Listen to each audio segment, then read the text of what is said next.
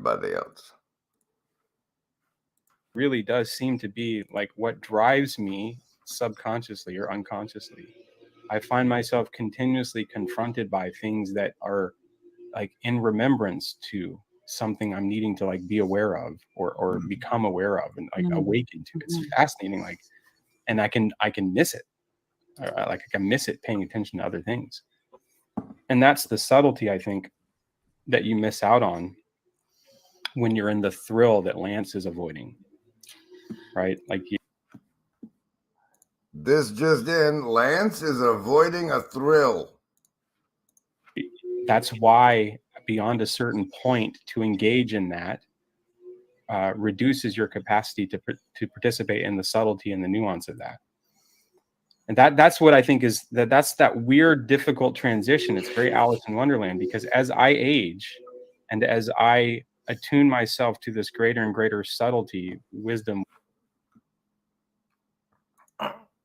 As I age and attune myself to this greater and greater subtlety, whatever you want to call it, it's less and less relevant to the eternal yes of my children. And yet, like, I have to somehow recapture that continuously, as you were alluding to, like folding the child back in. Yeah. Because otherwise I seem to decay inside, right? Like, yeah, because you are not what you look like, right? What you look like is dying, and that is not what you are. Right, and what I look like is that which was built by my actions. I just wanted to say something to one of the comments here really quick. We have Runaway Rascal says, to that point, there's also something about the indwelling of the Spirit being integral to creation as well. And I would say yes, which is why St. Maximus says he is Pentecost of Christ. He is Pentecost. Yes. Wow, I think that's really, there's a part where he says paradox of no, and that's what I'm trying to get to, but we're not there tonight. But that's okay, because tonight I'm gonna have myself a real good time. I feel alive in the world. I'll turn it inside out. Toward mysticism, what he said, Barfield said to him is, "You're forgetting Pentecost, Jack." You're forgetting Pentecost, Jack. Like that was what Barfield actually said to Lewis. Okay, so can you elaborate on that, on what you mean by he is Pentecost? He is the indwelling of the Spirit? Is that what you mean? Well, okay, so... All right. Spoiler alert, okay? The indwelling of the Spirit is the paradoxical yes to the universal no. I couldn't make it. I can make it when nobody else is here, but when it's my show, I can't. Anyway, here's some of this. A theme that has been imposing it. Oh, I don't know. Everybody's making a big deal. The guy on the bottom, I guess it's DC Schindler, but they keep calling him David. Itself on my reflection the last couple years is this idea. I mean, with the vertical is both up and down at the same time, and I think that one of the ways maybe to look at this tension that you described very well, because I know what that experience that you're talking about very well. One of the ways is to recognize that the movement upwards seem. Increasingly, it's evident to me that it coincides with a deeper entry into things, and so you find yourself actually both. Yes. He was doing the yes. Hit the road, Jack, and don't you come back no more. Simultaneously freer and more attached to things. That I think that's a kind of an experiential description of this simultaneity of transcendence and immanence that you guys feel it? Do you feel in the core of your being? Join with me now to feel the simultaneity of eminence and transcendence. Oim away, oim away.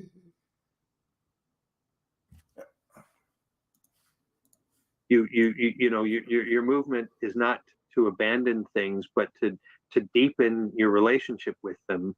And you discover that you deepen your relationship with them only if you're also entering into this higher level of perspective and freedom and so forth. So it's a very complex thing. But yeah, I don't know how that strikes the two of you. I think it strikes me well. Did you want me to respond to Ken, or did you want to respond directly to David first? The only thing I would say is I had my first child was born 2 weeks ago, so I'm very I'm very Way to go, baby maker. aware currently of the move inward and outward at the same time kind of thing. Well, that's what I wanted to bring in, because and I want to try and sort of slow down it, because it sounds like we need some fine grained stuff here. Yeah. What Yeah. You know, guys, I have all these different options for like ways to present during the presentation. And this one looks like we could do a Mystery Science Theater 3000 on this stuff if you click that link up there. what David described to me sounds equally like a description of love. The more I fall in love with my partner, the more deeper levels of my psyche are disclosed to me. The outward and inward are completely interpenetrating, and it's also not singular. It's like, because I'm affording the same for her as she's affording for me. Oh, you right? feel that and affordance, I can talk baby? about those as two things, but they're one in a really powerful way. And so I tend to therefore think of faithfulness, faith as faithfulness. This is the part. Attitude. You see this? Remember, I'm sure you remember. When I talked to Swedlow, I gave him my take on faith, and then I come across here my Troll Crush's take on faith. So I had to share it with everybody. Here it is. Because again, I don't think of love as an emotion. I think of love as an existential stance, because love can make you happy, sad, angry, right. So, and it's even less a feeling, because it's right. So it's not an emotion, right? It's an existential stance. And then what I take faithfulness to be is the act of deeply identifying with that love. So when I'm faithful to my partner, I am saying this existential stance, I'm deeply identifying with it. So it's not even, it's beyond a commitment. It's who I am and who I'm becoming. It's a deep level of identification. And so when I'm faithful to her, it's I don't claim to have, arcane knowledge of her, or right, or I know all about her, or anything. That's, in fact, that would kill the relationship if I dared take that stance. It's instead, it's like, no, I have this, I'm in this existential stance of love, and I profoundly identify with it. I'm faithful to it. That's how I understand faith. I understand it as the faithfulness to the existential stance of love. How does that land? Oh, that's. Oh, did you see? Oh, what? That's. I understand faith. I understand it as the faithfulness to the existential stance of love. How does that land? Oh, that's excellent. Again. Faith is the faithfulness to the existential stance of love. BBK's hands are mesmerizing. I want to eat his doughy little fingers. An emoji that didn't show up in Streamlabs. Okay, I guess we'll just keep with this for a minute. All these things are just resonating. A couple of things that I would add to that to sort of complement what you said, and I'd be interested in your reaction. I recall once, I was pretty sure I read this in Jean-Luc Marion, but I've never been able to find it again. So it could have been something else. But a description of falling in love where the author, whoever it was, said that when you fall in love, the whole world sort of disappears. Everything else becomes meaningless. And I thought, you know what? That's false. That's not Yes, true. I agree. I agree. In fact, it seems to me just the opposite.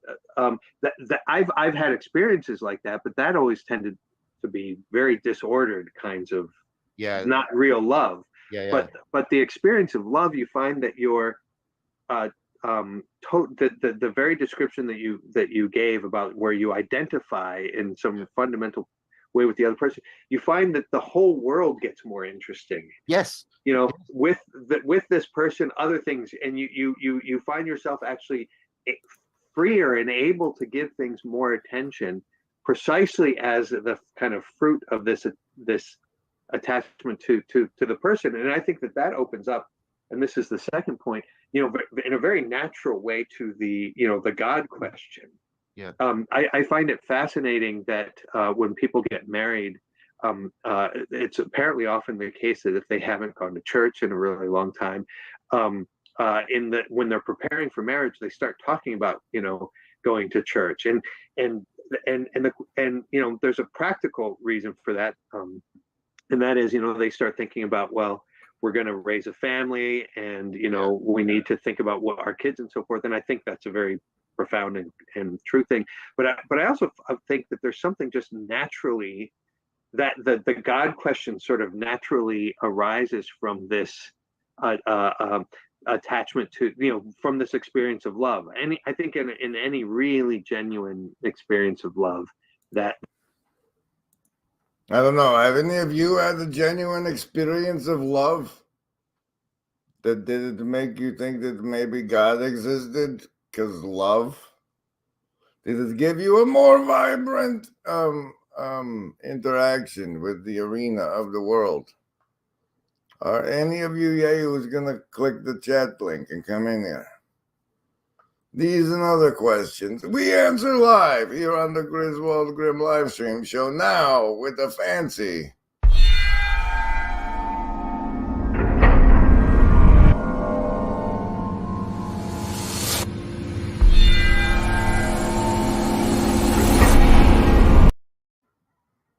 I always feel like it. Oh no, it's just me.